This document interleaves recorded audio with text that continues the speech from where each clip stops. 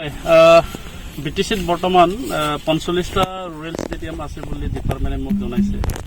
মই ক্ৰীড়া বিভাগক দায়িত্ব লোৱাৰ পিছতে তেখেতসকলক সুধিছিলোঁ আমাৰ ডিপাৰ্টমেণ্টত যে কিমান আমাৰ ৰুৰেল ষ্টেডিয়াম আছে বুলি। তো তেওঁলোকে দেখালে যে মোক 45টা ৰুৰেল ষ্টেডিয়াম আছে, তাৰ ভিতৰত আমাৰ এই তামোলপুৰ মহকুমাৰো এটা। তো মই BTCত যিখিনি ষ্টেডিয়াম আছে সেইবিলাক চাই আছোঁ আৰু হিচাপে আজি তামোলপুৰত আহি চালোঁ। ইয়াত যিখিনি ইনফ্ৰাষ্ট্ৰাকচাৰ হ'ব লাগে সেইখিনি হোৱাটো মই দেখা নাপালোঁ। আৰু যিটো পেভিলিয়ন আছে সেইটো হয়তো আজিৰ পৰা 10-12 বছৰমান বা 7-8 বছৰমান আগৰ হয়তো ব্যৱহাৰৰ উপযোগ্য আছিল, যদি এতিয়া ব্যৱহাৰ কৰিব পৰা উপযোগ্য নাই। আৰু সেই খেলপথাৰ যিটো ষ্টেডিয়াম বুলি কোৱা হৈছে, সেই ষ্টেডিয়ামৰ যিটো অৱস্থা সেইটো খুব শোচনীয়। ইয়াত খেল খেলিব নোৱাৰে যিটো দেখিছোঁ।